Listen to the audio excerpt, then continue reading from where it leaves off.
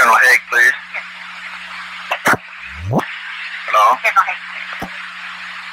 Hello? Yes, sir. Hi, Al. What's the latest about Henry's arrival? It's now 11:40.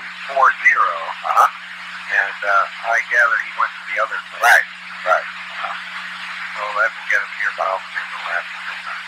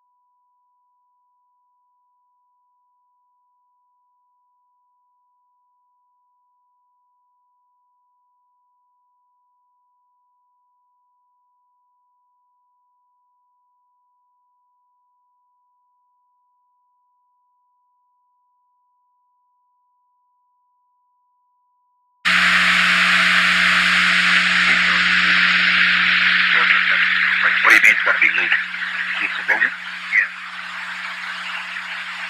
What is he? Is McNamara bringing him in? No, sir, I don't think so. I think he's fairly recent, but he's a man guy. Is he? Which side is he? Liberal or conservative? Most people think he's pretty small.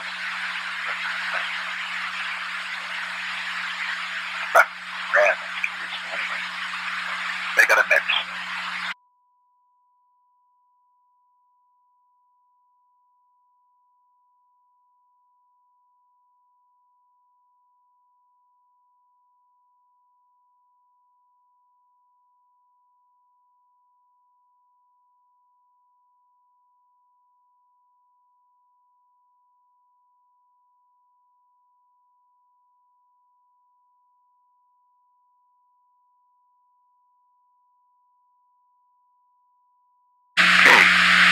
They must be very busy there. My guess is otherwise Walter's slipped out and did a call. But I'm trying to think probably going to have this to her. I think so.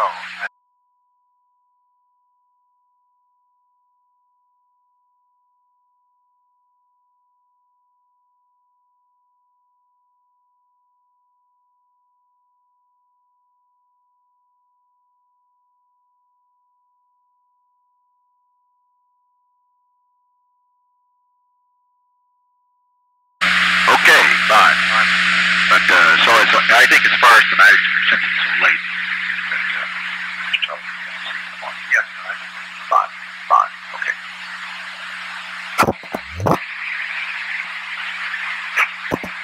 Colson, please.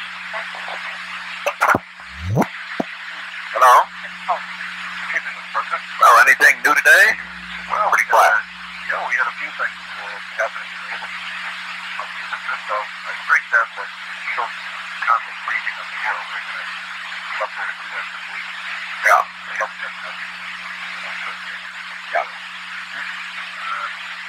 We had quite a debate on the House floor this afternoon over that Novak column.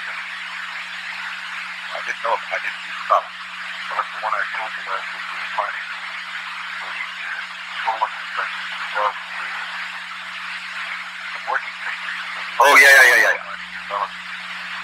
Kevin Novak recommended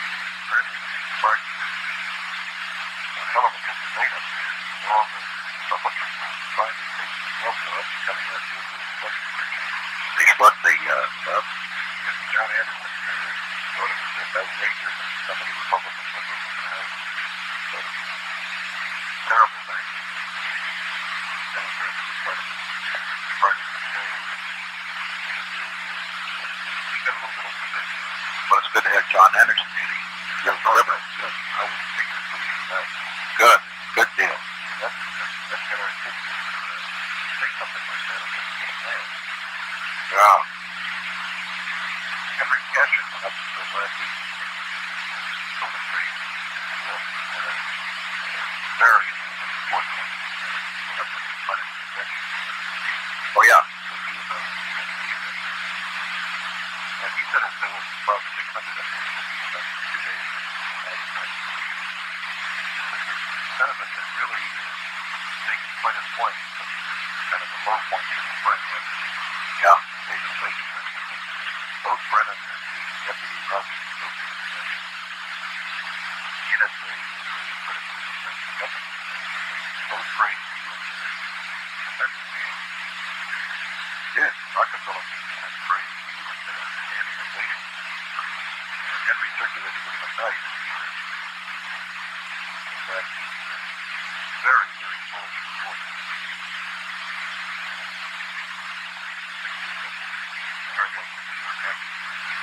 Very, very strong.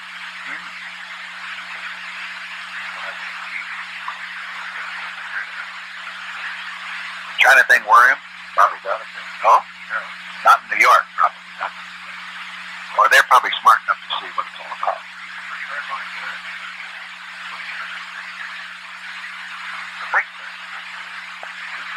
thing that Henry did, he identified with you as something you were saying to comment.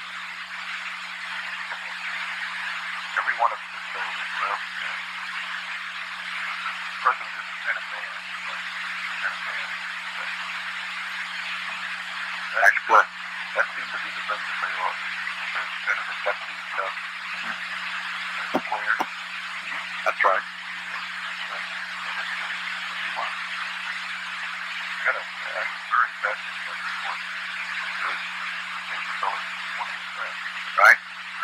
Did you get my suggestion about my playing golf with Meany? Yes, I did. I don't know whether Labor Day is a good day for that. George probably has an extra. Well, why don't you find out? I thought I'd check it out. Offer it to him. And if he doesn't want to do it, then I'll play the day before. Playing around. Just playing around, but playing Sunday maybe, the day before, be fine. I'll be available either day if you want to play golf. That'll be our salute to labor this year. Well, I suggested I sent a note back suggesting that you might do that. And maybe that's a good time to get a radio. Well, that may take the work. That's right. That's a good idea. Over that weekend. Forget that dignity of the work thing for a radio talk, right?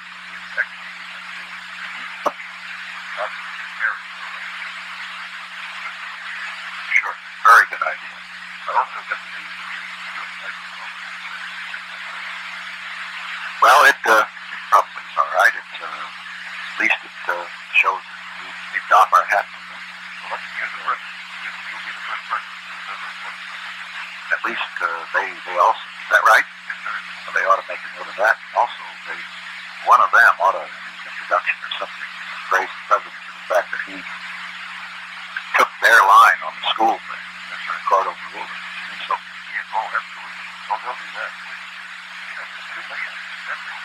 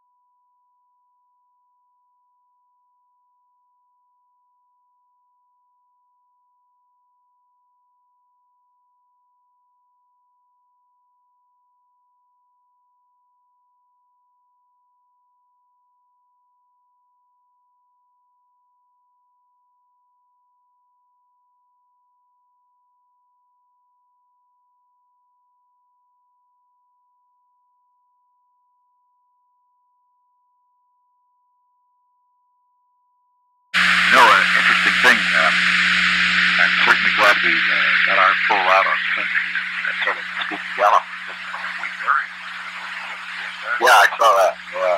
Well, that apparently happened everywhere. That's virtually no publicity. Gallup was just a little late. Well, and ORC well done. It played very well on the Republican national. Yeah, right. That was the lead story. Now, these fellows then will, Connally, and all set in Schultz, they should see all the Republicans before they go home to office. I talked to Schultz about it this morning. Yes. That will be done. They got 2 weeks. We got the automobile. That didn't, I don't know why that didn't get around more. But those figures are correct, aren't they? Oh, yeah. It's got a big point more. Oh, it did. Well, the journal gave a good story. They attributed it primarily to Sales.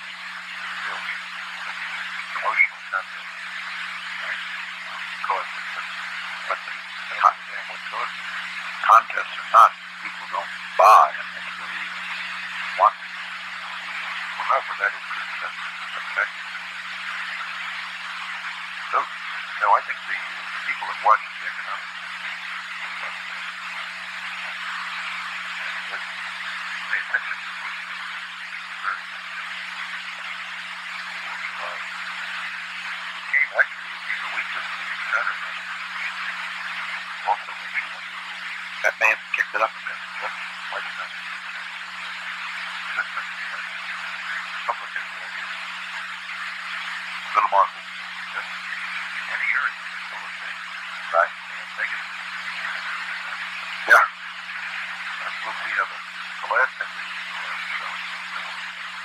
We really want to make something simple. Well, it won't be at that level, but it's just whole week now. I think the month will be good. I mean, retail sales are high. If they follow the pattern, an automobile is a very good bet. Right. That's why that's a very volatile. Rather surprised McCracken didn't use that. He didn't have it. I see.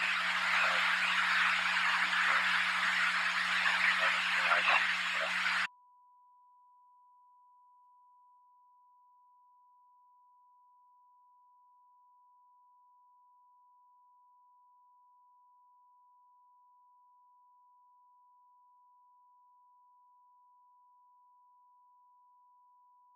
Okay.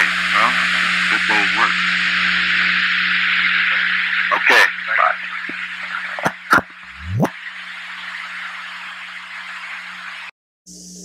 Try Governor Rockefeller, please.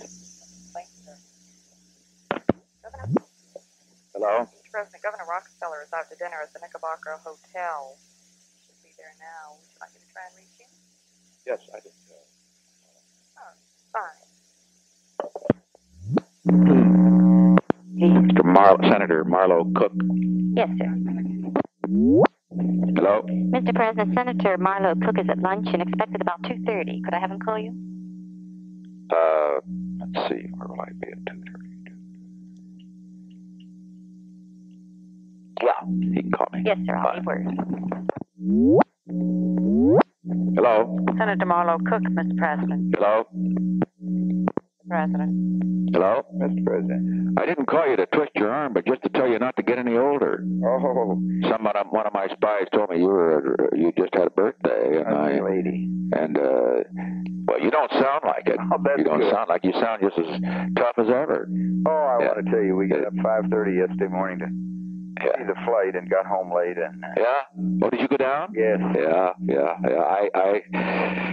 I did it once and it rained and I haven't been back. Well, I tell you, but it's a great sight, isn't it? It makes you a great advocate out there. Yeah, it really zing the way it goes up there. Well, I'm going to watch them. I talked to them on the phone the night before, and they said be sure and watch it just like a golf cart. They go pedaling around the moon. I sure hope that I sure hope they can land. Oh my God! Don't tell me they won't. Well, the noon headline, this thing that some little gadget that keeps turning red and hadn't stopped yet. Yeah, I know, but they have that quite often. I'm not going to worry. At least we'll keep saying our prayers today. Okay, well, don't get any older. You're old enough. Sir. I didn't figure you were 45 anyway.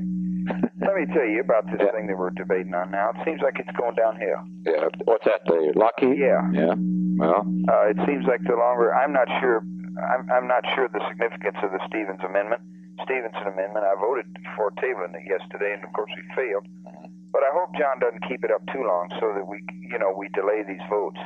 I always felt like the SST thing was a mistake on Maggie and Jackson's part, that they kind of strung it out, and everybody got way ahead of them.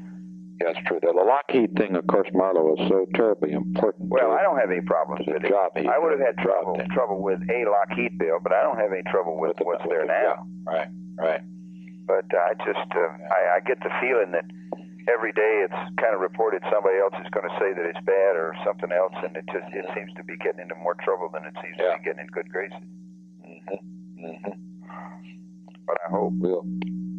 Okay, well, let me take a check with McGregor. Oh, no, that's... No, with McGregor. Well, Clark's been working on everybody. He's a good boy. Gee, you're nice to call. I appreciate that. Good luck. Thank you, sir. Yes, please. Nothing right now, thank you. All right, Mr. President.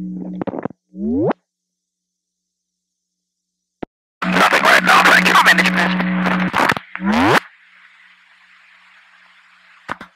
You ring Tricia, please? Yes, certainly.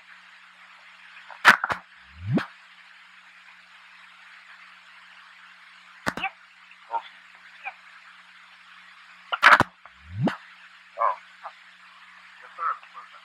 Well, that was quite a workout, but I think probably it's worthwhile. Well, I felt sorry for you because I realized that many people going through the line. That's kind of arduous. But,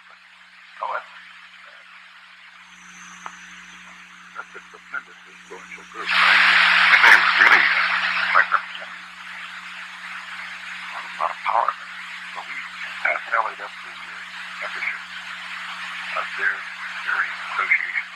They sent magazines, and it's in excess of 25 million.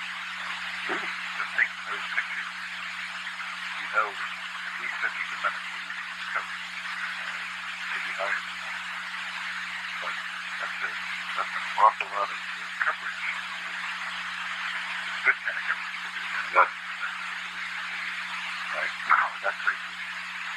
They were pretty enthusiastic too. I spent a little time next to the West. So I remember food was very big part of it. Was being there with you. An awful lot of very, very upbeat. Stuck to the silver and jewelry manufacturing. Quite a big system. He said their sales this year at this point in time 1% loss for the year. Phenomenal. They consider that very good. Come to low figures. People buying silver and usually the last thing to come out of the recovery. And a number of the folks is very complimentary kind of made of the folks who do.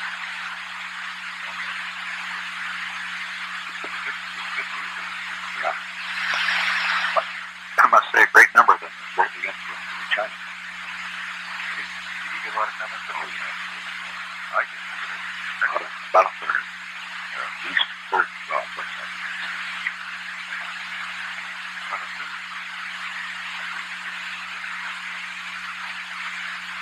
Why is it a great number of the Mexicans doing their associated with the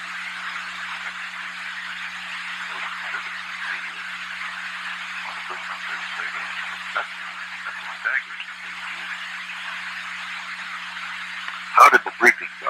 Well, just the briefing. Henry Cash set it up and I'm not sure who all agreed. Rumsfeld did, McGregor, Romney. I know those three are overlooking that. Those are the four names that I'm sure. I think they had 2 hours of briefing. I know. Two pre-mentioned Rumsfeld.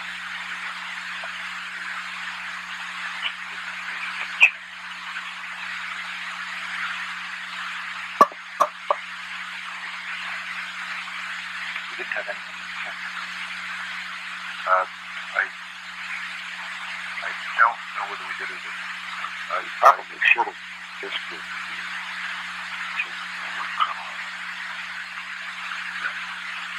Well, I know they tried to get Connally, couldn't, and they tried to get some of the bunch of like Treasury didn't want to come to it.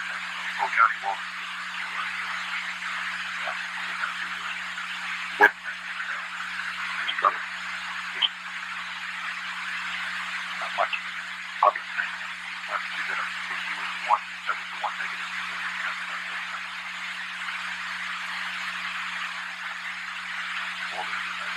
I don't know what I should have looked at that one. I don't know, could have even had Schultz. May have been That's all right.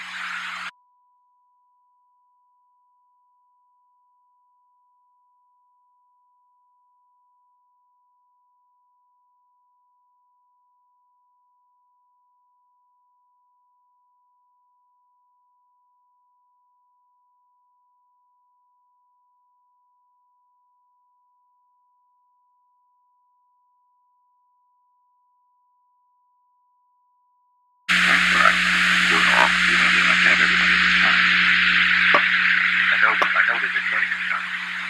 Yes. Right. But,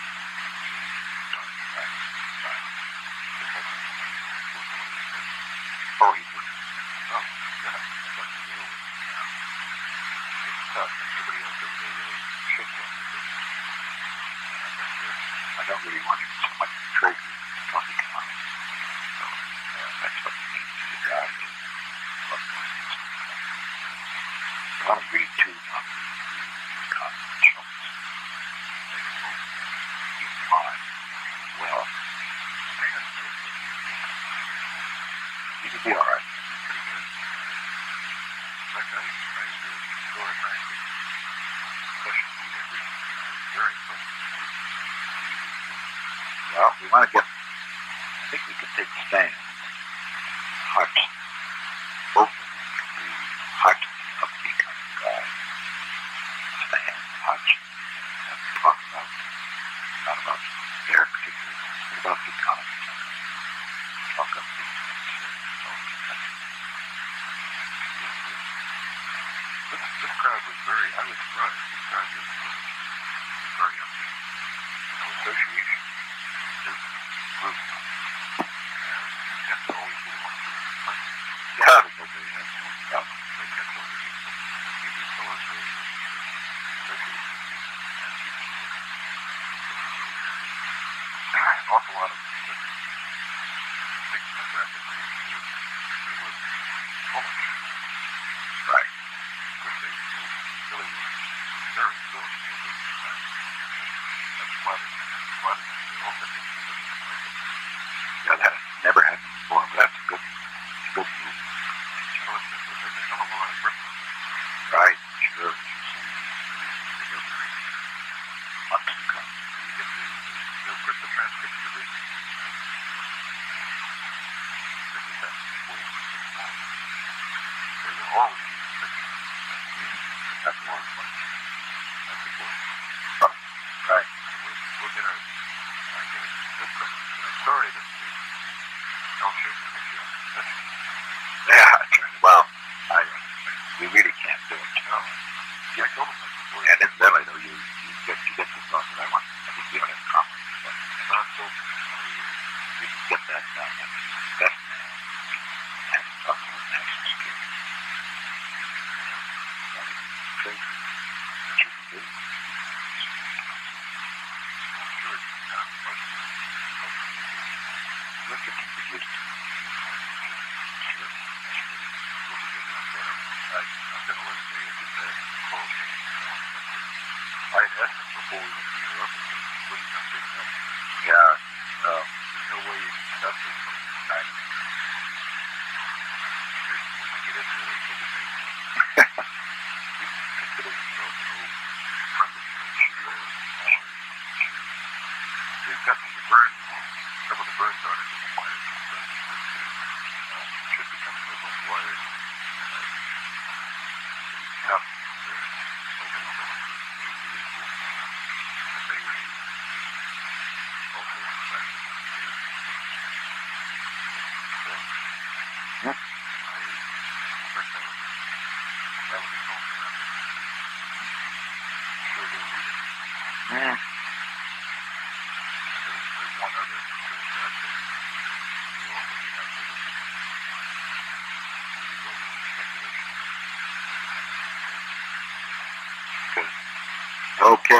else today?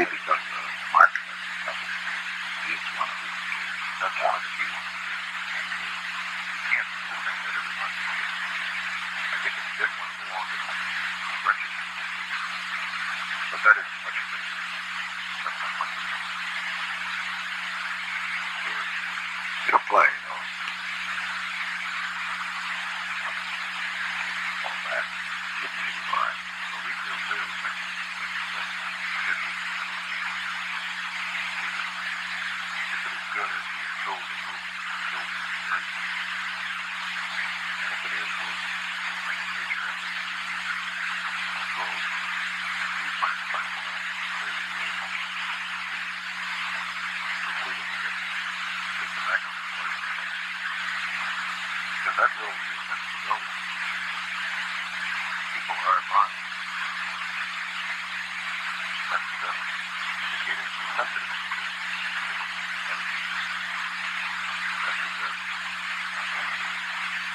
The Department of Commerce does the indicators. Yes, sir. They wrote it. They're so different to work with. They wrote a beautiful press release. Really makes it sound good. Yeah. It is very good. After the press release. That's all. That may not like it. Although the trade center wants to get that open. Let's get it all. Well, Get all of that over the way. that is the budget. Of course, that's been discounted. But it's going to be where it is.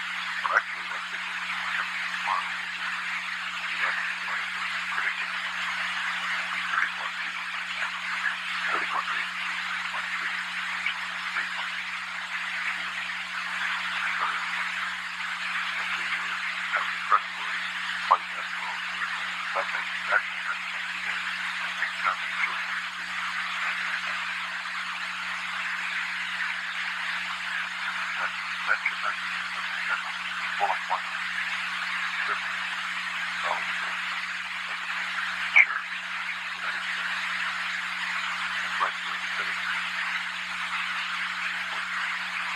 The indicator thing,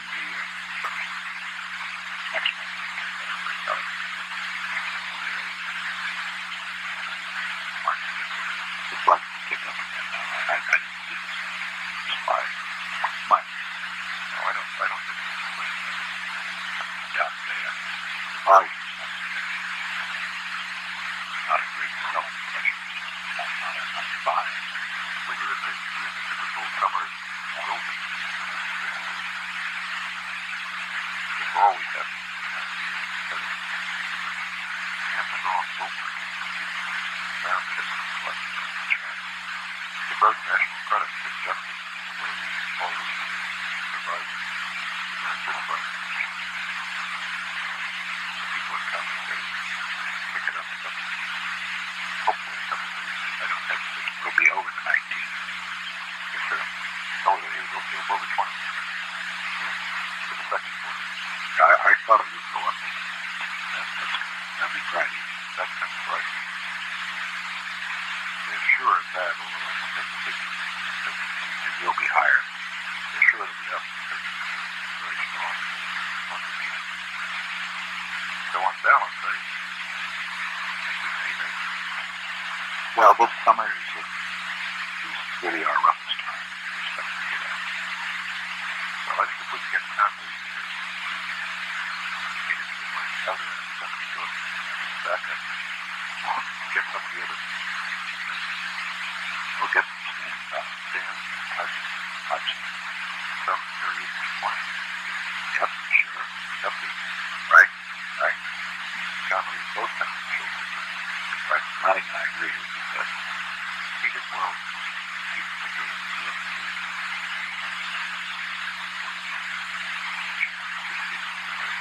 We're putting together a whole list of control.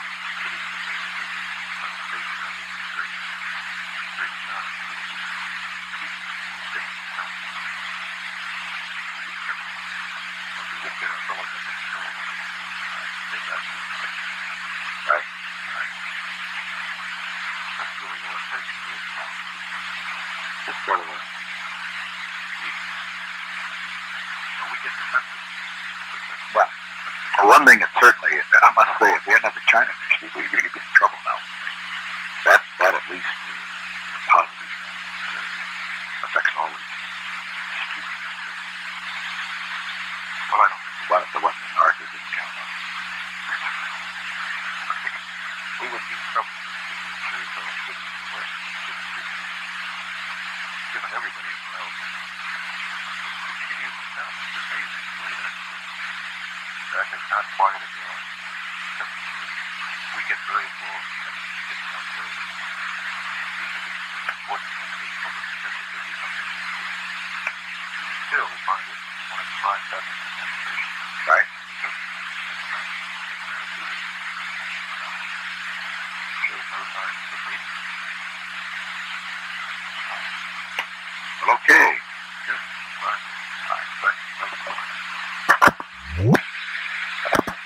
I have Patricia for you. Hello? I have Patricia for you. Yeah. Thank you. There you are.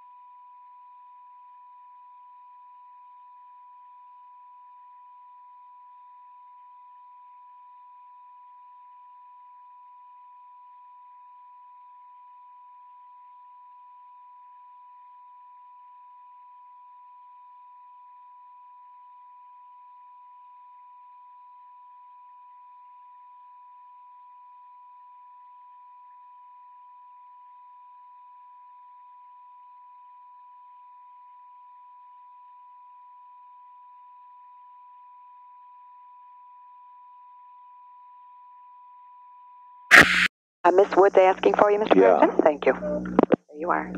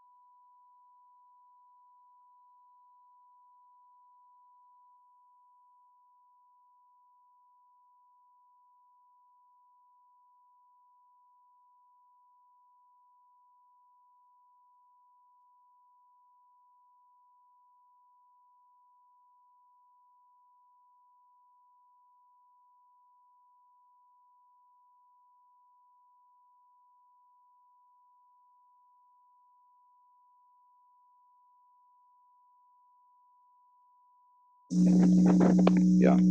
Hi. Yeah, it's they do not expect you at this thing, at the VFW thing. On the 18th. On the 18th, yeah, the VFW. They're a little The other different. one, They're a little different. They're a little different from the Legion. Yeah. So, but I'm not doing them till next year. Oh, I see. Okay. I do the Legion next year, I'm doing VFW. Okay? Okay. Fine. Bye. Yes. Secretary Connally, please. Thank you, Mr. President. Yeah. Secretary Connally, Mr. President. Hello. Yes, sir. I thought you should know, as I'm sure you heard, that your little tactic you suggested got home to our friends across the street. Well, that's good. Yeah, I tell you. and it's a very interesting thing. And we, of course, have said, "Oh, gee, who us?" And no, we don't know anything about this. Right. But Wright Patman stepped up to it right nice. You know, he'd been for that anyway. That's right. And but Arthur has called our friend in New York.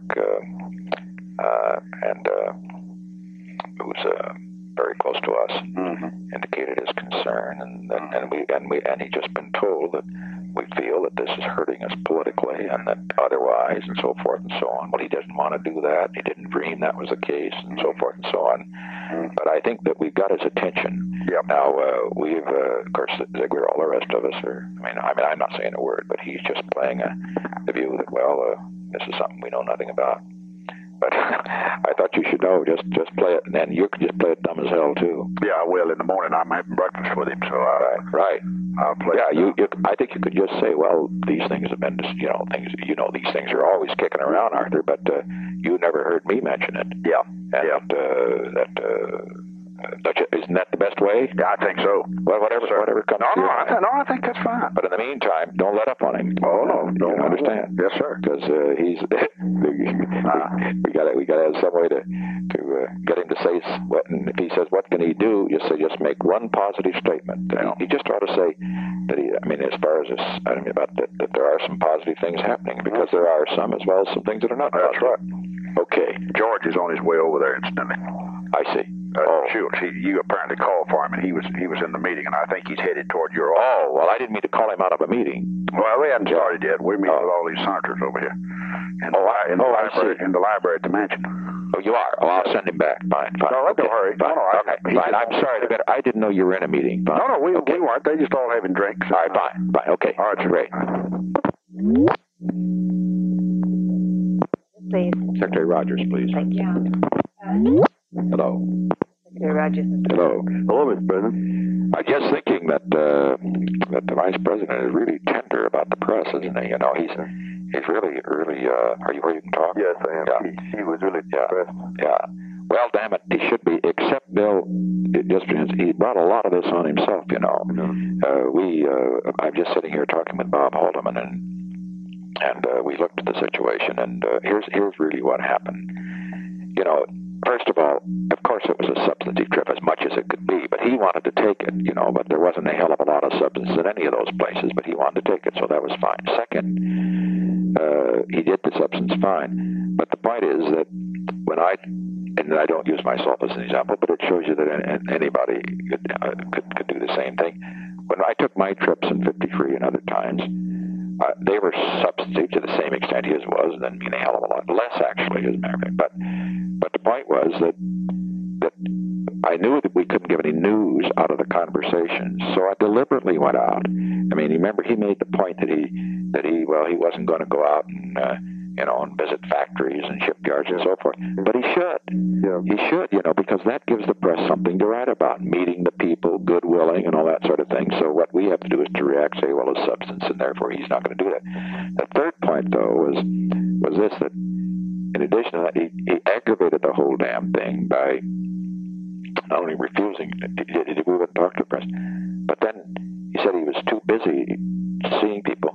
But then he played golf every damn day. Every day. Every day. Now, you know what I mean. Every guy's got to judge his own, but he's brought a lot of this on himself.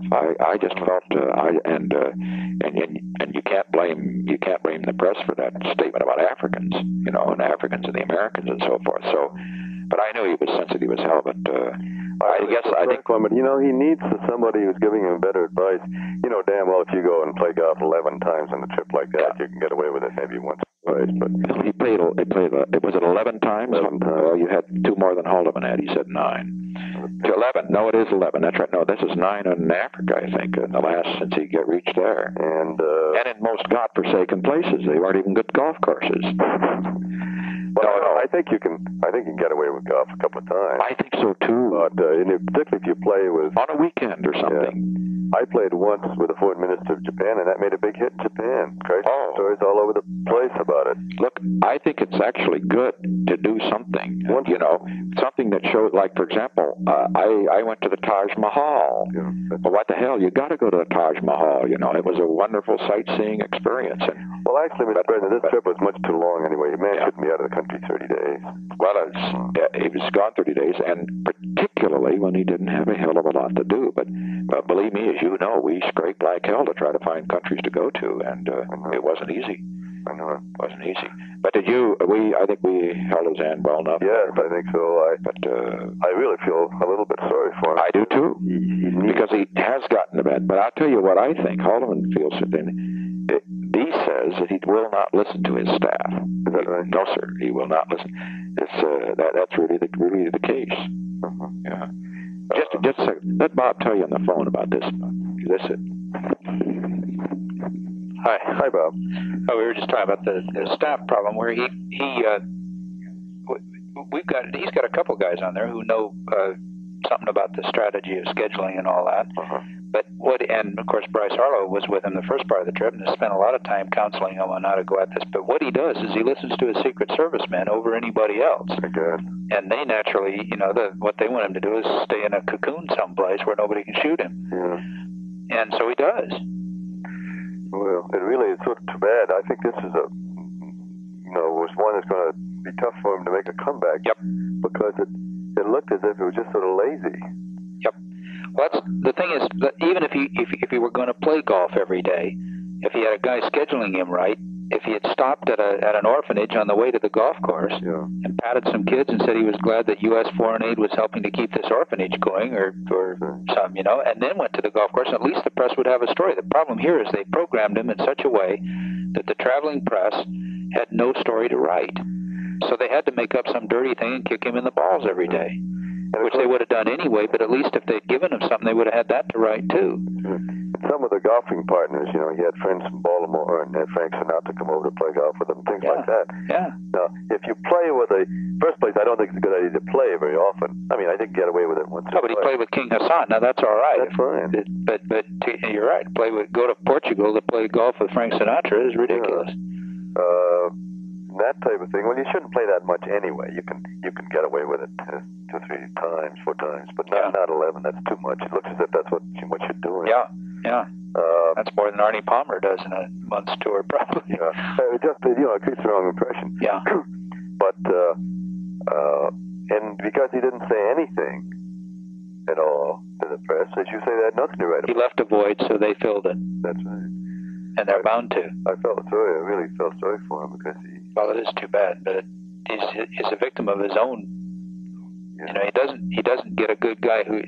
Anybody like that, as the president has always recognized, has got to have somebody else schedule him. You can't schedule yourself. That's right. And he won't do that. He won't listen to what other people think he ought to do. Yeah. I think what I ought to do is I have somebody else help me, and then I go over it pretty damn carefully to see. Taking the Middle East, what they did was they had me overprotected. I wasn't doing anything. I was having meetings, but I said I can't go to that area without seeing a hell of a lot. I've got to physically see things. Get out and do it. That's right, which you did.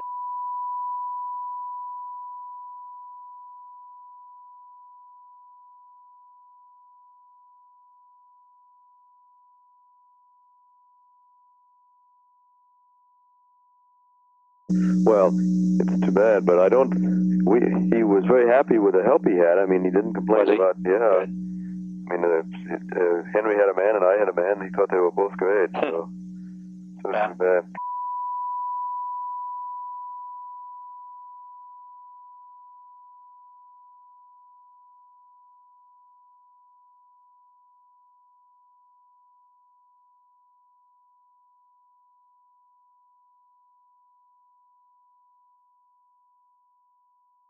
Wonderful. Well, I don't have the president worry about this. We can help some on this thing, I think. Here, he wants to talk to you again. Okay.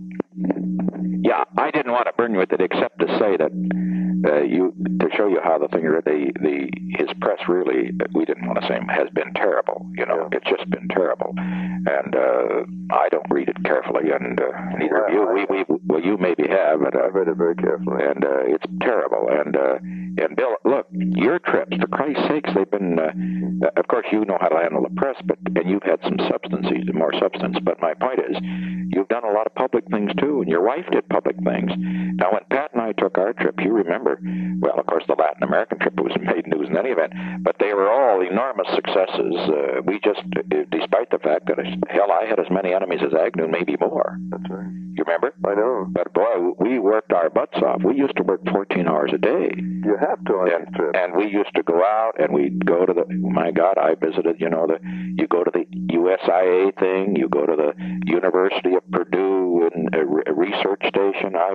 Good God, and Pat went to the leper colony in Panama, and, and that's the sort of thing that people love. You have to do it. And for a vice president, God damn it, it's about all he can do. He's going to make it easy. He's going to be any. We can talk all we want about substance, but they know that's a bunch of crap. And the other thing is that I think though that as far as the president, to show you how deeply it had sunk in here, there were some on my staff and that on our staff here that didn't want us to put anything on. We asked you to go out there, and I deliberately, I came out to the car and the rest for that very reason. But we can't just let him take a totally bad rap. But he's brought a lot of it on himself, and I don't know. I mean, I don't know what we can do. What do you think? Just hold his hand a little more, or what? You can do. I don't think there's anything you can do here now. Yeah. But you see, the problem, Bill, is his attitude toward the press now is so negative that he refused, I understand, to talk to the guys on the trip. Mm-hmm. Well, now, goddamn it, you can't do that. I know. I mean, you. Well, I don't understand why he doesn't learn from you, because nobody ever got a worse rap in the press than you did, and nobody had a rougher split, and you made a comeback and did it the right way, and maybe respect you for it. I never had any friends in the press. I mean, any political friends. I had personal friends, but never any political friends. But on my trips, my God, I got a good press. It's almost impossible not to get a good press on trip, mainly because of this. The press sort of is with you because, you're America over there, and they want you to do well. That's really true, don't you think so? Right. I'll tell you another thing I found, and I know you did on your trips. I sort of emulated you. Yeah. And that is, that if you work hard as hell, they respect you because you wear them out. On the Middle East trip, I don't know if you saw the stories or not, but at the end of the thing, I got high marks for just physical endurance. Right. And they were all saying, Christ, he wore Absolutely. I saw that. As a matter of fact, I remarked to Pat about it. That awful thing we went through, that 73-day trip, But it was one of the greatest endurance tests in all history. Goddamn near killed both of us. But it made a reputation that never left us. Right. And, let's respect you for that. But, now here's 30 days.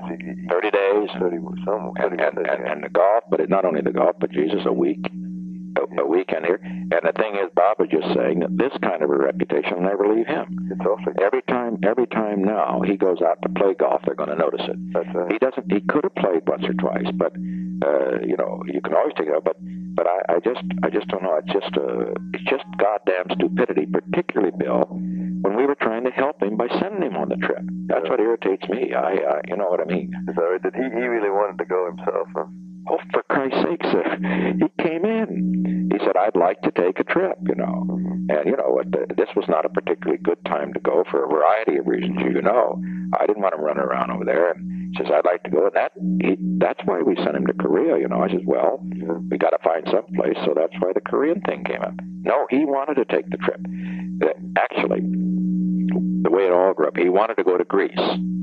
Well, goddamn it, we couldn't go to Greece. And I put Henry on him. I says, now, for God's sakes, talk him out of that. Then of course, the irony was that after we set up the trip, he said wondered if maybe he shouldn't try to see if he could go over to Peking from Korea.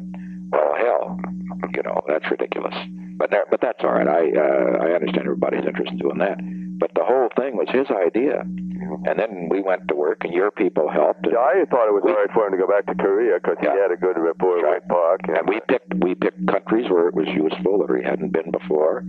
But I must say, it really is tough. But it was good of you to go out to meet him. And you know, another thing I was going to say in terms of how we treat vice presidents around here. You know, and I think it's exactly correct, and I don't complain about it at all. Did you know that in all of my trips abroad that I took as vice president, a half a dozen, I was never met by anybody but an assistant secretary of state. Dulles never came to the airport, neither did Herter, except when I went to Latin America and came back from there. And then, of course, Eisenhower came out. Sure. But when I came back from that round-the-world trip, 73 days, Walter Robertson met me. And frankly didn't expect anything else. But, you know, they didn't do things in those days. But, you know, now it's upgraded. When I went to Latin America, I had the assistant secretary with me. But this business, you know, we're really going overboard on meeting him and everything. It's we want to, but it's just too bad. Funny, you and I think so much alike. I had told my people I was going to meet him even before you got your call, because you could tell he's really depressed now. Sure, and we got to keep him bolstered up a little bit. Oh, absolutely. I think we can do it, but this one is bad. I mean, the other things you can sort of get over, but the constant fighting with the press, making remarks about the Africans. How does that get? Well, Bill, there's another thing too. On the China thing, of course, he should have said, "Great," you know what I mean? Sure. Because, and also right now with the press, it isn't. We have a grudging respect from these guys in the foreign policy field. Damn right we do. And they're a little scared. You're damn right we do. You know, and if we get a break in the Mideast or Berlin or who knows, there are a lot of things can happen. Anyway, we'll not worry too much about it, except that I just felt. You know, we're also goddamn busy. I was down there to the Senate today, and I just felt, well, here he comes back, and we worked our tails off to setting the thing up, and the poor guy, we spent all of our time trying to hold his hand. I know. Don't worry, but I'll try to go out of my way to be nice to him. Well, you did. But I wanted you to know the background, that actually we worked our tails off trying to work that schedule up, and your people did it, and our people he would not listen. They broke their necks trying to be nice to him. I know. Well, at least, but he just wouldn't listen. That was all. I think that's it. You know, that preoccupation of fighting the press all the time. Gee, if you can't win, that's a losing battle. No, that's a point. The point is to fight him, but don't appear to be doing it. That's his problem. He wears it on his sleeve. I know. The first time I thought it was good, you know, and the attacks he made, and that sort of sobered him up a little bit. Yeah. But now he's. But now it's sort of a paranoia. That's right. You can't win on that one. Never. Okay. Okay, Mr. Bye. Mr. Schultz, please, George Schultz. Yes, sir. Hello? Yes, sir. I was just wondering how your meeting finally went. Did it over with the senators? Well, I thought that it went pretty well. How long did it go? How long did you have to be there? You're probably eating dinner, aren't you? No, we just finished dinner. Good. Well, that's fine. But did you and John both answer questions, or how'd you handle it? Well, John asked me to take on theater first, right? Kind of give an overall rundown of Good. various things, which I did. And made our first effort at describing a wage price policy as we see it. That is, all the different things we've done. Yeah. That are substantive. Like, I see. Got to one point. That was a good index to me that we were getting a little enthusiasm. And I spoke of the David Bacon thing that you did. I said, you know, the president's done the things that will do something. And John Howard sort of spoke up like the voice from the back of the room, you know. Yeah. He said, and that took guts. And I said, you're damn right it did. Yeah. And all these things. That's very interesting, you know. They've forgotten. Well, as a matter of fact, the Davis Bacon did make a difference, didn't it? Because we brought the construction things from, 16 down to maybe 11? 11 or maybe a little less. 9? Good point. Right. So, anyway, I went through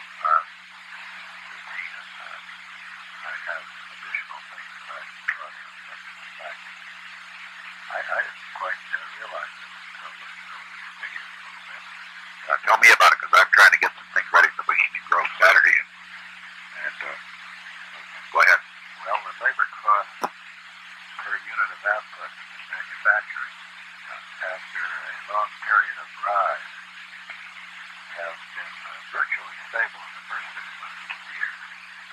That ought to make a difference, George, in the price then. Well, Certainly profits. That's what's accounting for the rise in profits.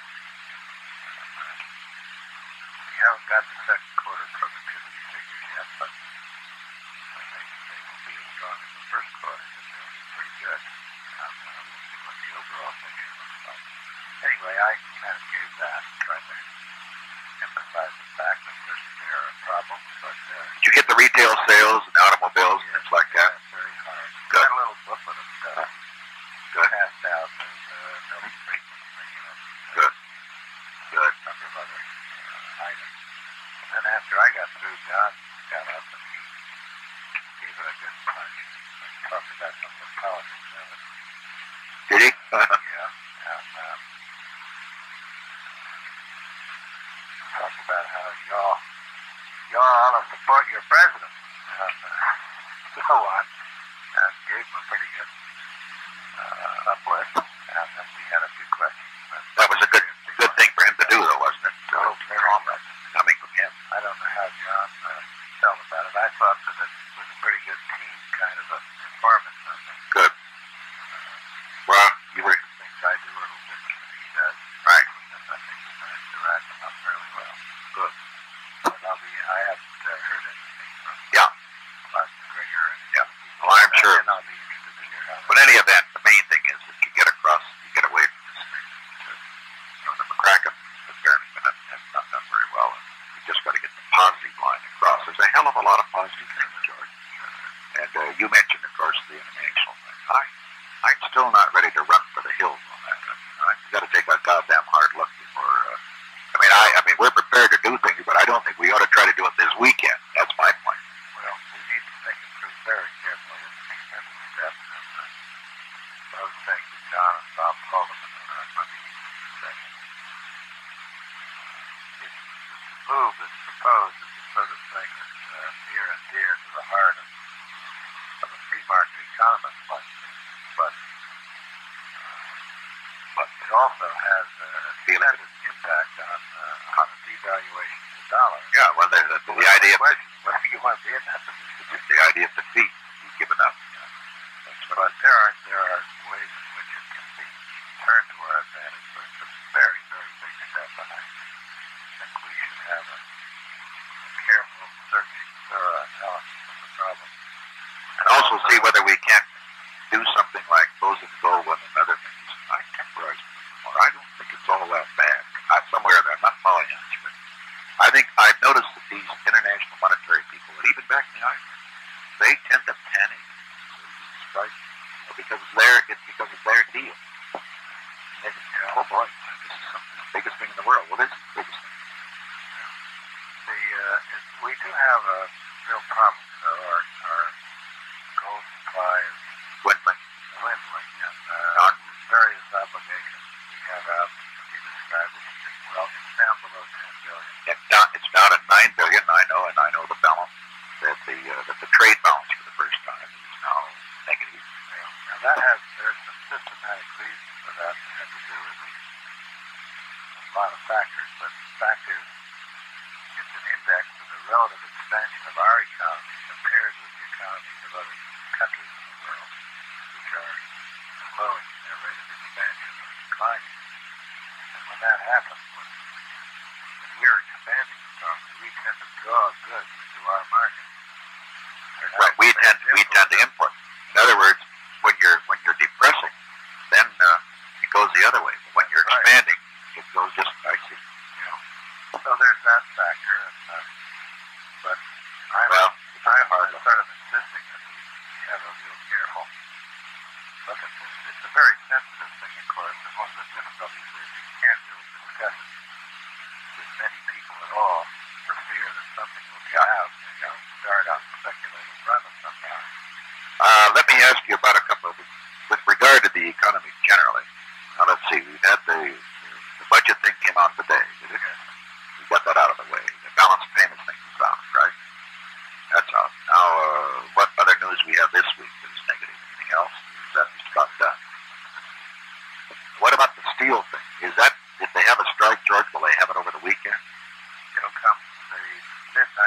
Friday is their deadline.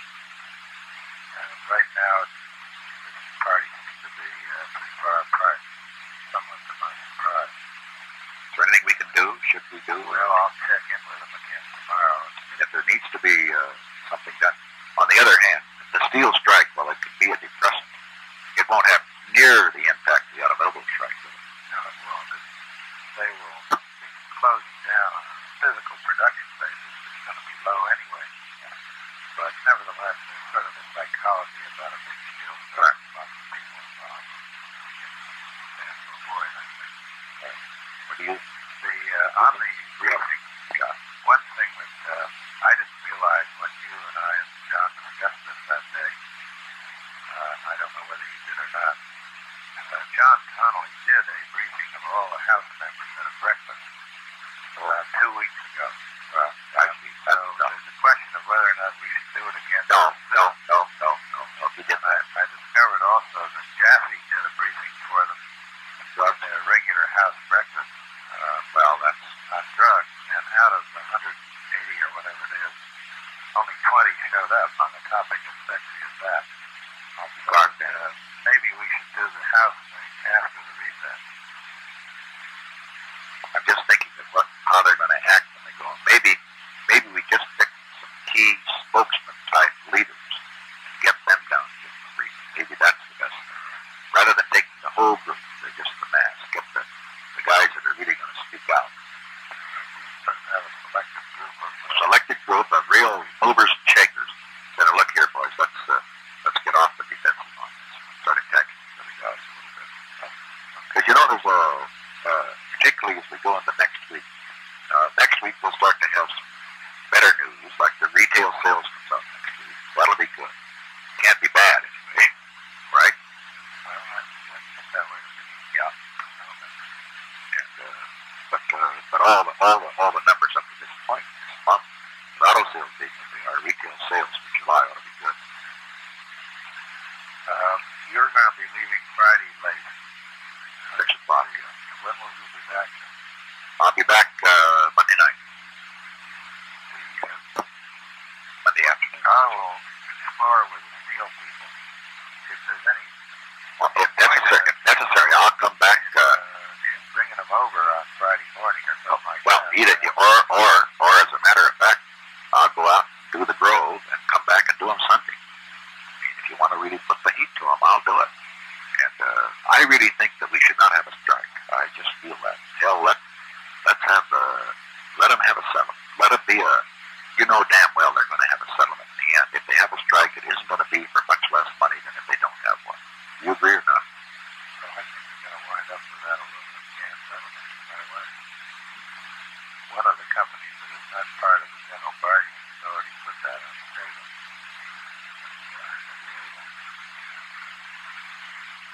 All right. Why don't you take a personal look into this, George, tomorrow? And let's really, on this one, by God, let's not have a strike. I'd rather take the heat of the inflation rather than have a strike. I really would. That's my feeling. Well, let me explore it a little bit. I've been going on the assumption, as we've been talking about the labor things, that you would be willing to be involved if there were any point in it. Mm-hmm. At the same time, if there's no point in it,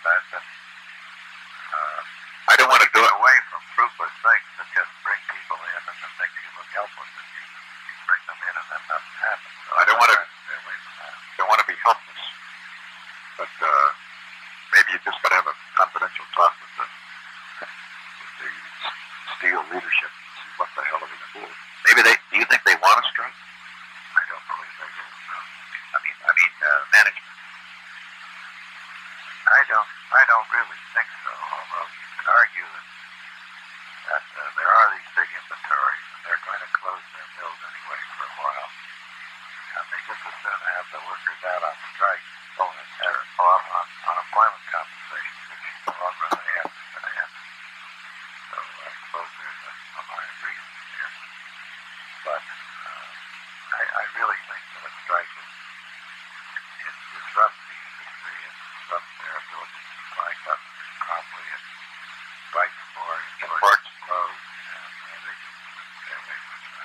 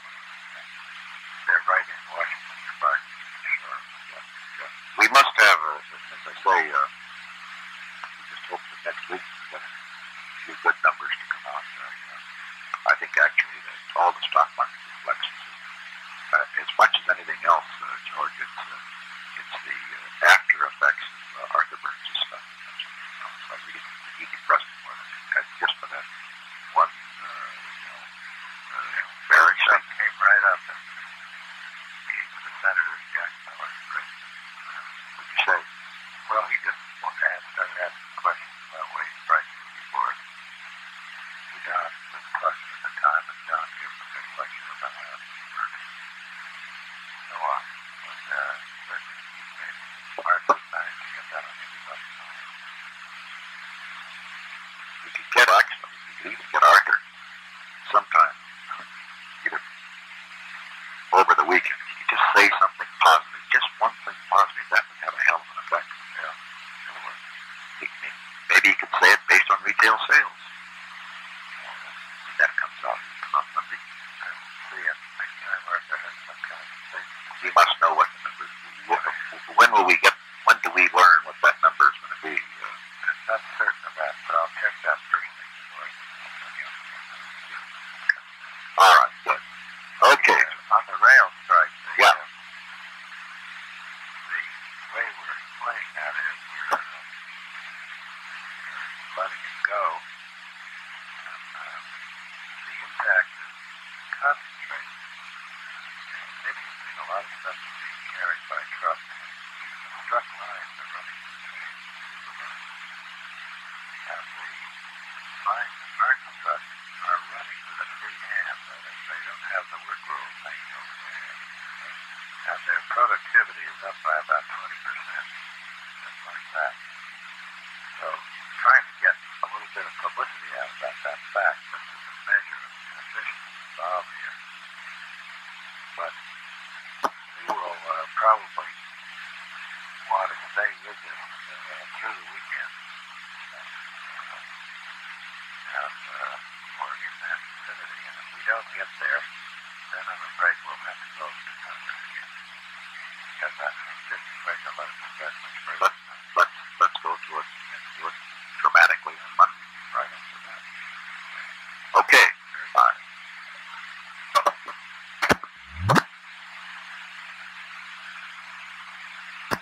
Colson. Thank you, sir. Hello? Mr. Colson, sir. Yes, sir, Mr. President. Well, anything new in your front? Well, we had a kind of a fun day, I would say, with Arthur Burns. Yeah, oh yeah, that was. He's squealing pretty hard. I know. That's all right. Let him squeal a while. I'll tell you that I heard Alan Greenspan. Oh yes, I got all that. Several times tonight. I put it to him pretty hard. He'd like to see Arthur say something publicly that would be helpful. And there are some helpful things. I mean, maybe when retail sales show well, they've got to show well on them. It should be positive. Well, we know that we know next week that retail sales will be strong. Arthur has plenty of room to do it. We've got him with a shirt. Let's see. Never. Hell, he did. Yeah, what he said is it was proposed to me. And he said I was reluctant to do it. But we know because Arthur said he was going to do it. I got to get my favorite. I think we really got it. The calls I kept getting from more and more plaintiffs. Arthur didn't want to be the president. Well, he's not going to do that again because I've been through that egg times in this country. Trying to lecture about things. He's not going to do that. So I think the tough question is only probably this time is all the next Ego. right. Right. I had some interesting reports and statements from other fellows who were there at that gathering last night. Something to do with none of them, but I might just point out to you that George Bell worked with me and I could guess one or two others. I asked them to do the same thing I did. Deception and ask people what they did, what the economic picture was. Bell, in fact, was astonishing. The Machine Tool Manufacturers Association and the ecosystem said that they believe their industry bottomed out in tried to send me this year was the last, I think 60%, I think 32 or 60. Oh, boy. The Housewares Association, very good looking items. This is one of the best years that they have ever had. It's just as good as a successful trade year. Paper manufacturers, they have increased the volume almost under construction style. One of the best years they've ever had. Boat manufacturers, business didn't go down from the previous recession. They were 1% boat shows, more advanced, more expensive. He said he couldn't get them into the school. He went around searching for them. Pretty good. So they are in case of being fired. Yeah, spectacular. Sheet two.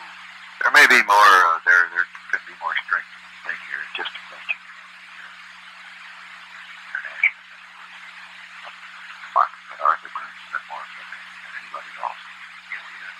Clearly. You get one day like today, you have that much. And there's the market. Never know these. But I was very surprised at that. Then they go off in the bonds. They always well, partially that, but partially I couldn't answer your question last week. You asked me what you thought was better than that. They did. Tried Connally, couldn't get them.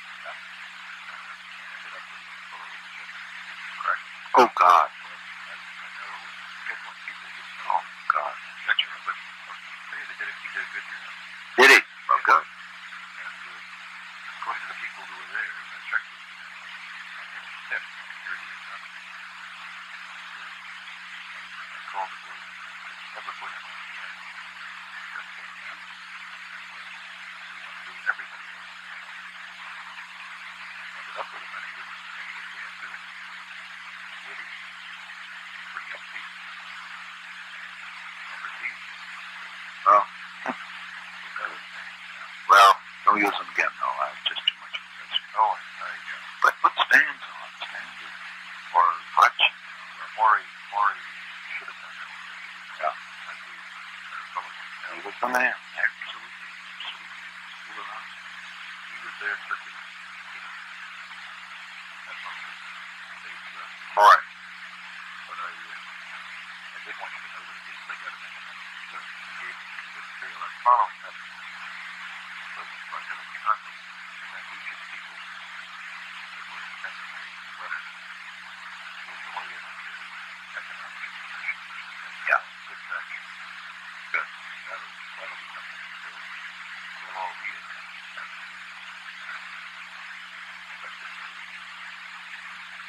I don't know how the country. Yeah, I know. We had a very busy section.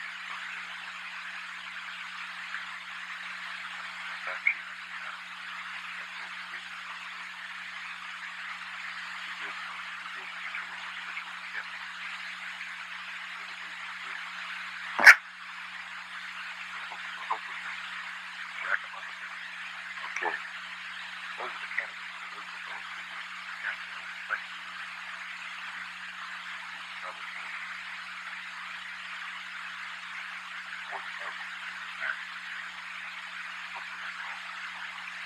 I told Schultz now that rather than the House here's communism 2 weeks ago, a whole bunch, so he used to get about 20 bases movers and shakers in the House.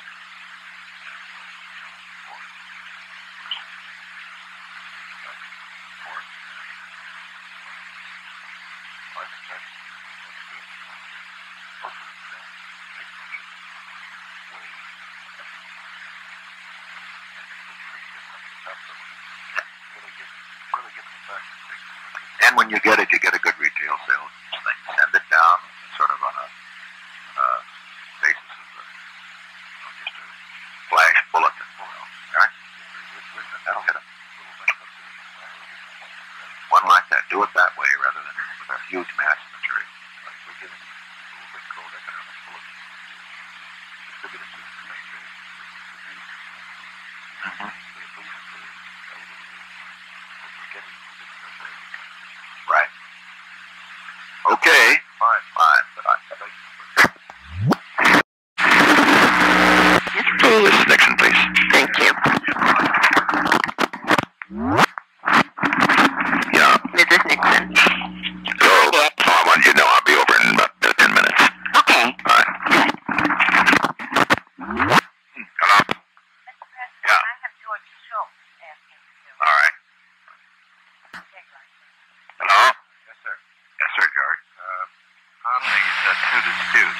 sale dispute. Hudson and Ussery feel that it would be quite helpful if tomorrow morning we had the parties over here for the purpose of, not for the purpose of trying to mediate or tell them what they should settle for, but just to dramatize the impact of the strike on the country. All right. All right. So we thought we would do that at 9 in the Roosevelt room and include General Lincoln, who's been working on this, and Secretary Lockheed and Paul McCracken. Right. Right. And the others. Right. That would be something that you could stick your head in on very easily if you wanted to, or not depending on. Right. Yeah, well, I can always do that. If you think it's a good idea, okay. Just get it out. You won't make a big picture of it, but just the word will get out very all over what's going on. Right. On the steel dispute, there has been motion. Want to hold just a second, I got somebody.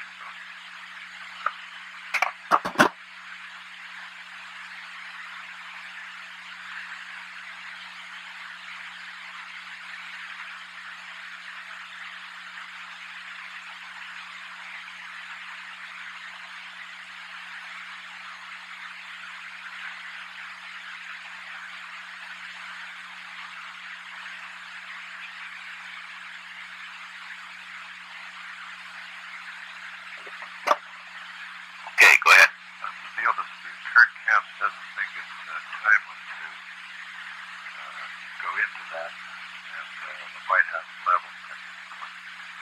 And although when he sees what happens in the negotiating session tomorrow morning, he'll have a little better feel for it. I think that we did anything to say tomorrow morning. Yeah, that would probably backfire. I see. So how does it project then? It looks like they'll go down the road to a strike, or we don't know. Well, there's been a great deal of motion. As far as today. Kurt thinks there's a lot of brinksmanship. I would say that reasonably said that there will be a strike. So it might be that mid-afternoon it would be good to haul them over here, but that's something we have a better feel for. I'll be here till 6:30, so don't hesitate to call. Because before it goes, we want to bump you right in their backs. Right? Okay. Okay. All right, George. Thank you.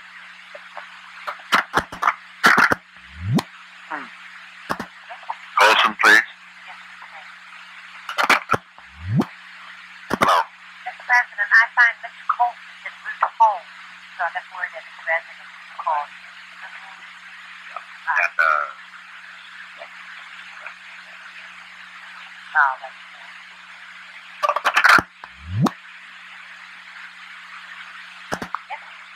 Woods, please.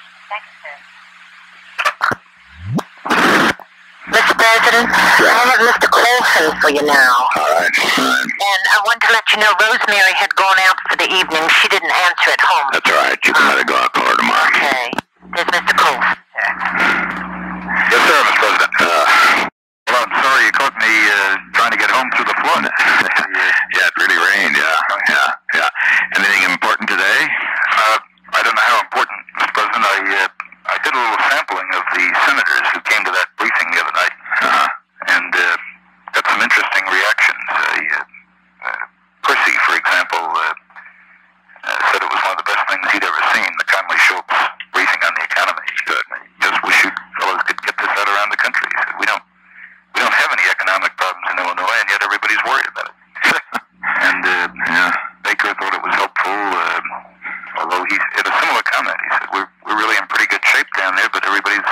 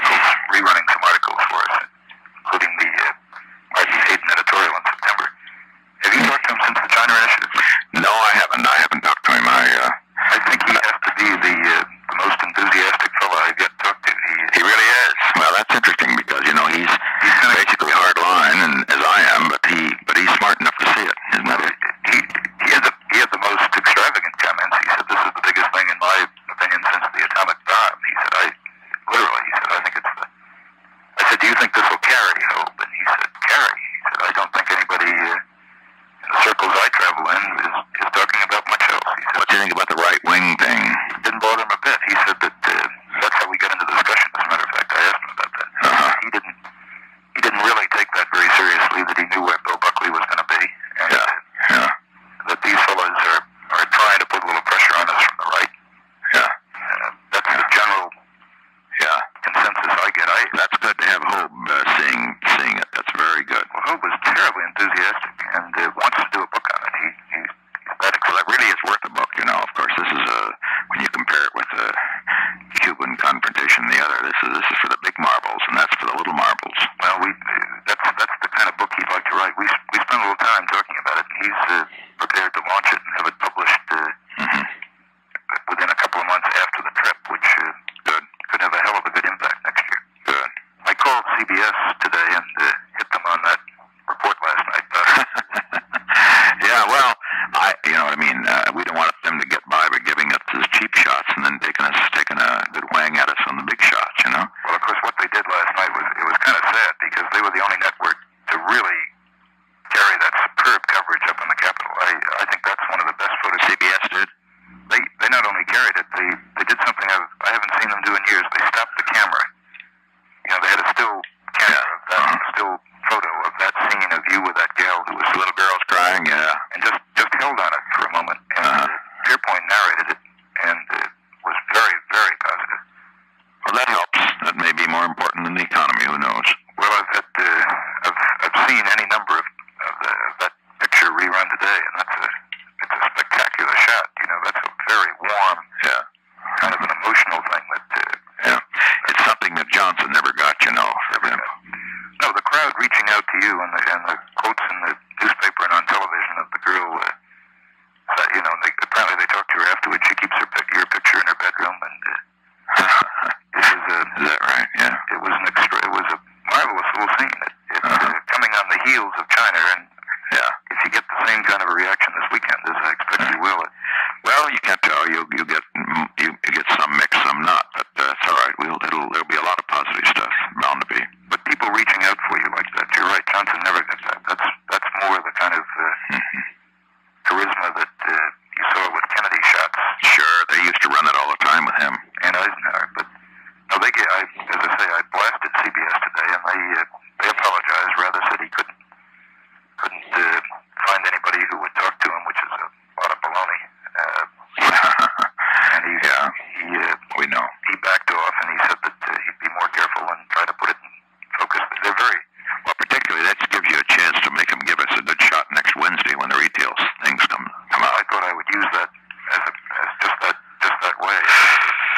To make that. They've been awfully good since Stanton was down. Yes, I know. The only network to have run a lot of these human interest kind of things. That's good stuff too. The Eisenhower battle, they were the only ones. I think the visit up in the hill was it's a nice thing to do because of not only that shot, but also going there with the congressmen and senators, and I think it was praising those two old men and all the rest. But a shot like that, Mr. President, with that gal is worth an awful lot. That's the human interest kind of touch. One of my people came running into me tonight at 7:20 to say that Cronkite had just had a sensational thing about a note you had written, handwritten to someone, and they didn't hear the whole report, but said it was something like last night, very, very moving, a very touching little thing. I'd written a handwritten note. Oh, I don't know what it was about, though. It was some young person whose father had died, or I didn't hear that. But he had it good. The man that came running in said, "My God, Cronkite just gave us a hell of a pat on the back. I can't believe it." We may keep these fellows. Keep them on edge a bit. Yeah.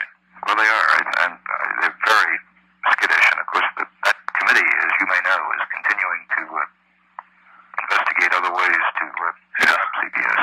Bud Brown has a bill going in that is going to provide some sanctions for mishandling of editorial. So they're on the... Actually, on the China thing, our real problem here, I mean, you think of Hope Lewis, what his reaction, but it's really, Chuck, to get our own people to,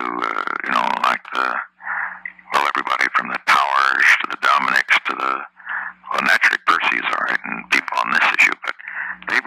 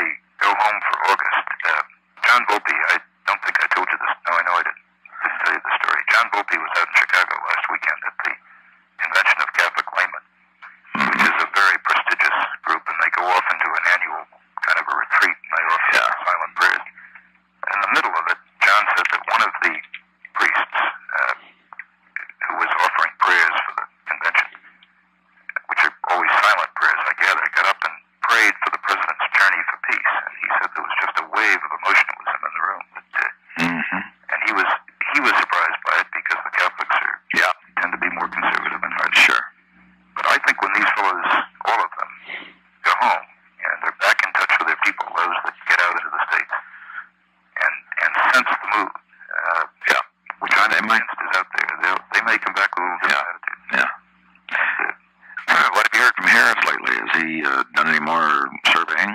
He's completed that field poll that I read you last weekend, which almost all of which he's not going to use. He's going to use just that one portion of that. Credibility being up. He started this week a very major survey. Yeah, that's good. This is a good time to do it. Well, he feels, might as well find out what the hell the score is. Oh, whatever it is. Yeah, he feels very good about it. I say good about it. He feels that this is the maximum time when the impact of the China thing will be at its best. Of course, the difficulty is the China thing comes at a time when the economy news is not so good. So, well, what the hell? I had all of the PIOs in this afternoon from the various agencies.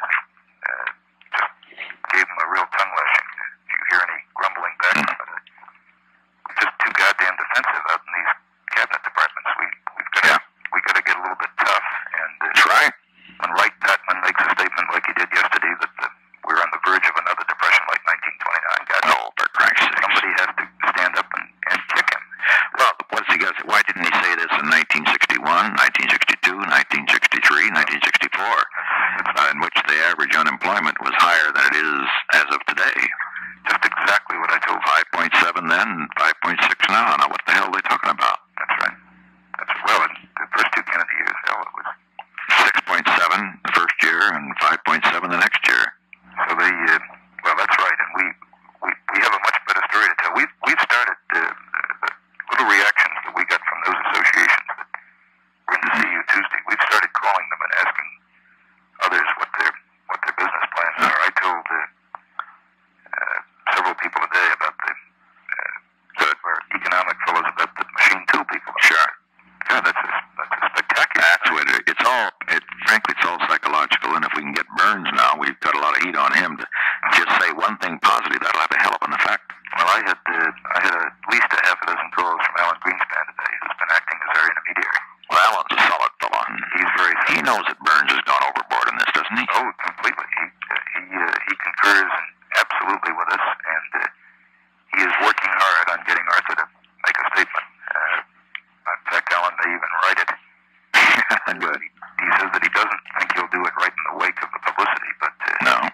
He thinks in another week he may have an opportunity. I've made it very clear to Alan that was the only way he was going to get well. Yeah. You see, we may get the retail sales, and then you never know what's going on in unemployment. That's what that goddamn BLS people, they could go up to 6, or they could go keep where it is, or creep up a bit, or whatever the hell it is. But nevertheless, that's not really the point. This summer isn't going to see much change. No, I don't think it will, Mr. President. I think I don't really care if it does creep up a little bit. Next week, everybody expects it to, but who knows what's going to happen? We can't tell until we see the figures. If it doesn't creep up, it'll be a hell of a shot in the arm. Because, well, let's not be discouraged if it does. My point is that, what the hell? We got very little out of it when it went to 5.6. So if it goes up to 5.8 or 6, so what does it prove? They've discounted it, actually. That gives us another benchmark from which to move down. Well, that's right. Right. No, I think... be sure you let Connally know that the reactions were good, will you? Yes, I will, Mr. President. I'll let him know tomorrow. Tell him you checked it all, and tell him about the machine tool people and the rest, because he fights these damn battles and talks to these business people, and he's got to know that we're aware that he's doing a hell of a job. Well, I certainly will. Yeah, he is. God, he really lifts them out of their seats, I guess, when he gets... He just is great. When he gets wrapped up, he's got the pizzazz that it takes to do it. Mm-hmm. Well, the spark will come. It just may come, like your friend Harris says. You never know. It may come with the consumers. Well, he thinks that it's due, and he thinks over the next... The consumer, basically, if retail sales are good in June, and they're going to be good, it's a question of whether they're very good. Well, that's going to be something. Lou, we may get a steel strike. That's the problem. We're trying to avoid it, but so be it. If it does, it does. If it doesn't last too long. Steel is not, of course, nearly the impact that autos has, because steel is basic. Autos just reflects it, just reverberates all the way down the line. Steel isn't all that important anymore. Everybody's got stockpiles. Well, the inventories are way up, so it wouldn't, for a period of time, it would have no effect. That's right. That wouldn't be all that serious if it didn't last too long. Lou Harris, who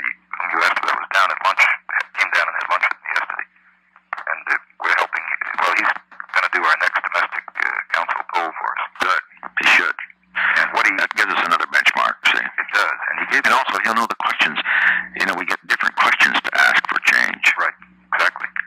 He gave me a very interesting slant on the economy. He said, you know, you fellows are taking punishment for inflation very unfairly. He said, what you should do is break down statistically which prices are increasing and which aren't. He said, you'll find that where carrots have gone up 40%, potatoes haven't gone up at all. I've had the CEA break the figures out, and he's absolutely right.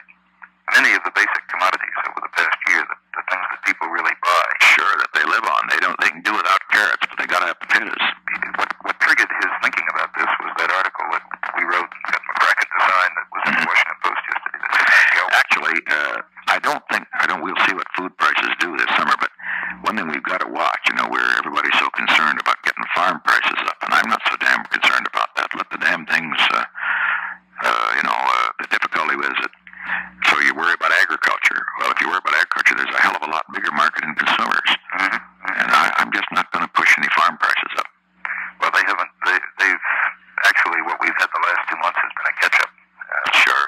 Because farm prices as a whole, food prices as a whole are only up, I think it's the average of 3.5% over the year. So it isn't, that hasn't been the big factor. But when you do break it down, I'll send you a memorandum on this because it's fascinating. Apparently nobody's looked at this. When you do break it down, you find that the things that are important to people really, transportation has gone up, but that's the fares of railroads and airplanes. Yeah. But basic commodities. That's a one-shot deal, right? And the basic commodities that people really need to live with haven't been that kind of rise. They've been very, very modest. Yeah. The figures can sometimes look out of balance. And of course, the inflation in America, the thing we have to realize is, of course, we'd like it to be less, but it's less than any place else in the world. That's right.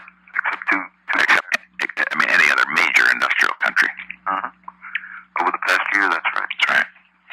Well, anyway, I'll be out in the country tomorrow, so we'll get a few. I have a feeling if you get a little reaction like you got up at the Capitol from that crowd, that's a contagious thing once it starts, Mr. President. We hope so. I'm sure it is. Well, you can't tell about the country, because one group can get organized and raise hell, and the press will write about it. But what is your reaction to the Vice President's trip? Well, John Skelly talked to me after you called him in. I think it was disastrously reported. Yeah. He was really, really very hurt. Oh, I'm sure he feels. And he's been done in, and he's just hurt as the devil. Well, he should be. That Newsweek story, I think, vicious, was the worst thing I've ever seen. And right. Really, just outrageous. I think the timing of it, in retrospect, was probably too bad that he was traveling to at that time what people think are insignificant countries. Well, as a matter of fact, it wasn't our fault. He wanted to go, you know. Right. It was his plan. He wanted to take a vacation, and that was it. Well, I think that.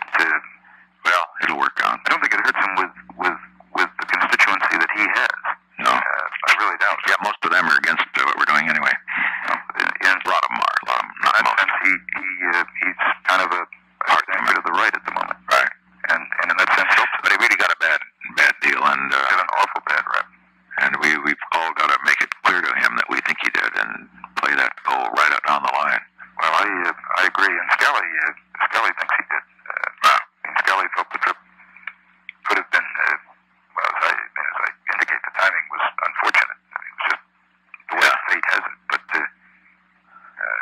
really feels he got a bad rap, and I think we can start. Right. We're looking for some places that we get him into where we'll start rebuilding. If we get a place where he goes where he gets a good reception, I just think we ought to do that. Let people cheer him, and they will, you know. Sure they will. I mean, it isn't all that bad. I mean, let's try to figure a place like that. And of course, the main thing is if we do it, if we get him to go, he's so tender about it at the moment. I talked to an old line Democrat Italian politician from New England yesterday who was just inflamed over the bad press that Agnew had had. Now, that's just one person, but his constituency expect him to be maltreated by the press, and they kind of sympathize. Yeah. We'll find some places where we can pull him up. We're working on that. Good. Well, and also let him know personally that we are all backing him up, you know, because that's very important. I think it is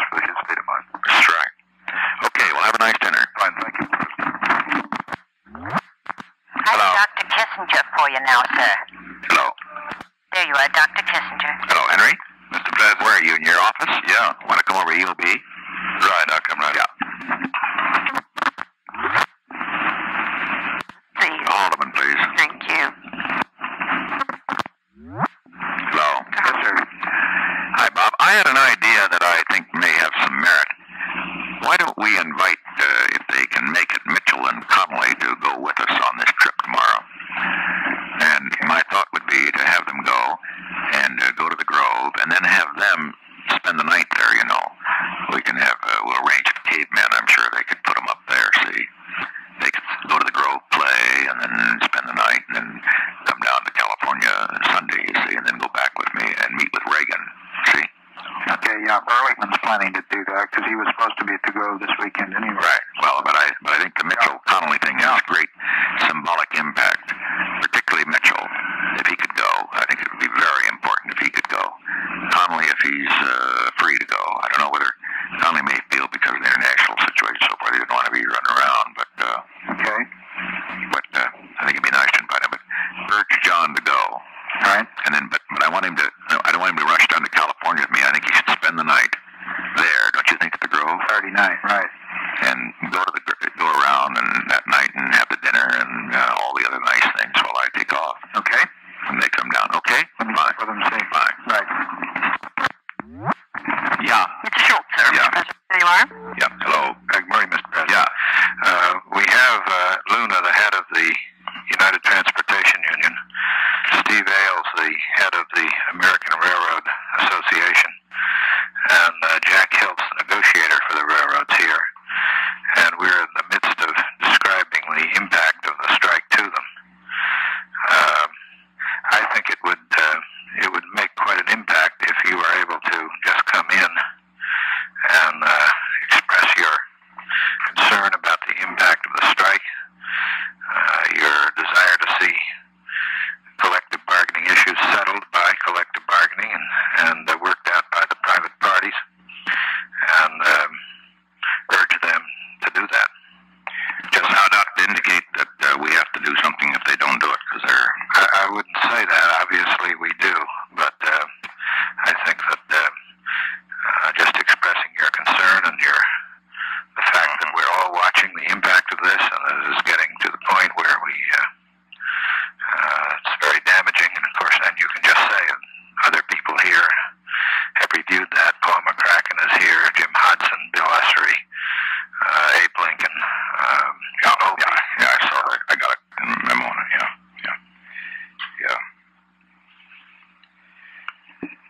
Okay, well, how long do you want I'll come in at the last of the meeting about how long you're going to go on now.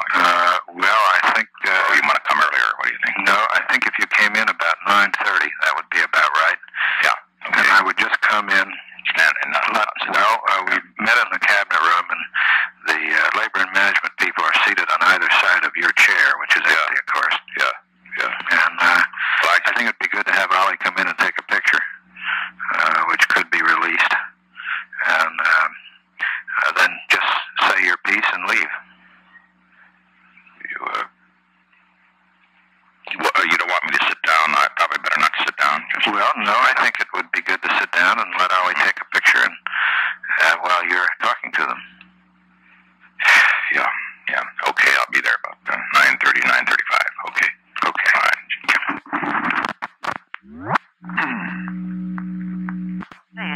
Would you get me Mr. Lou Harris? He's a pollster. Yes, sir. Hello? Mr. Lou Harris, sir. Yeah. Or... Hello? Mr. President? Yes, how are you? Well, just fine. I wanted to call you to tell you that I've talked to Chuck Colson and some of our people here, and that I've learned that they've talked to you about the possibility of doing a poll on the domestic issues, you know. It was my suggestion because I've been very interested in, of course, I've always felt myself, my views about polls are quite different from others in politics. I never am concerned about popularity polls or trial allegiance, but the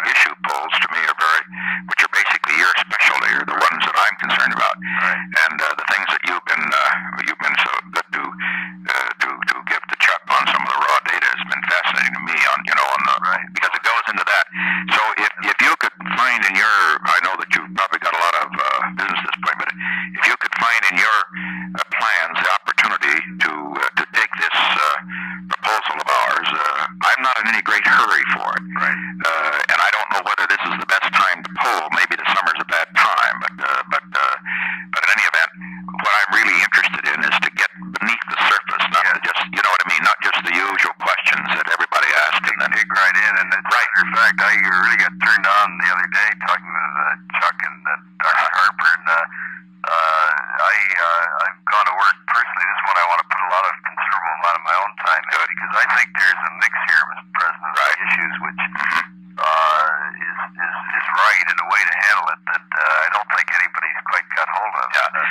Incidentally, I would also suggest that in the poll, and that you probably should throw in just to sort of keep it on a so that you. I know it's always helpful to throw in some foreign policy questions too, just a couple.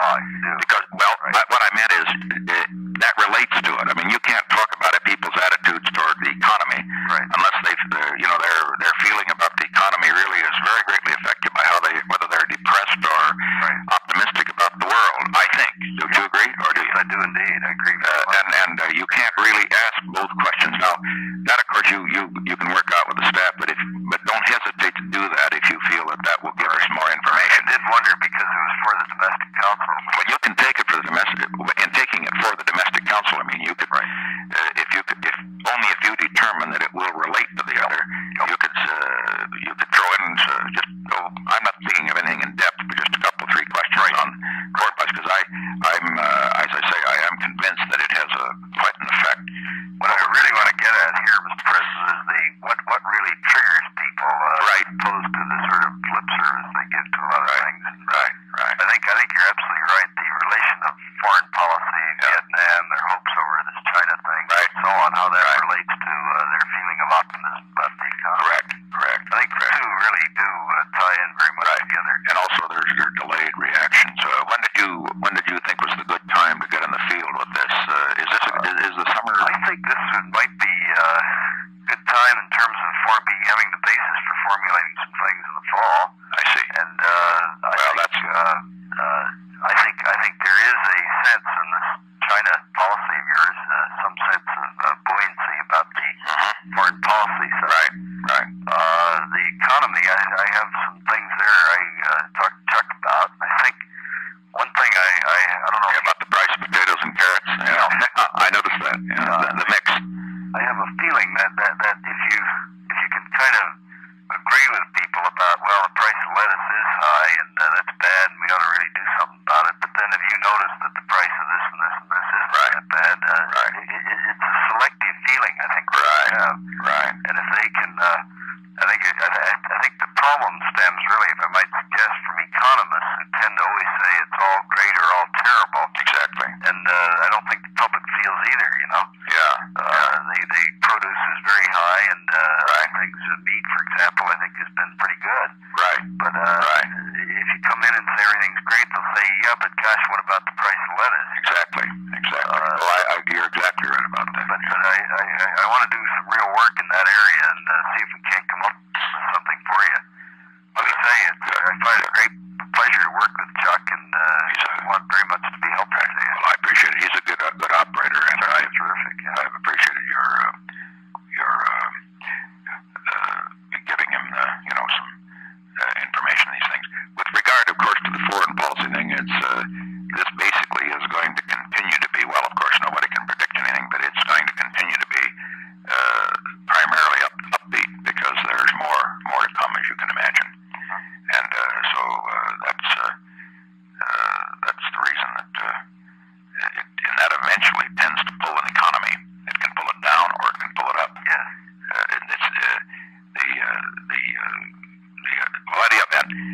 As you get into this, I would urge you to try to. It's the main thing is to find what questions to ask. And right. Well, I think we'll really make some breakthroughs on that.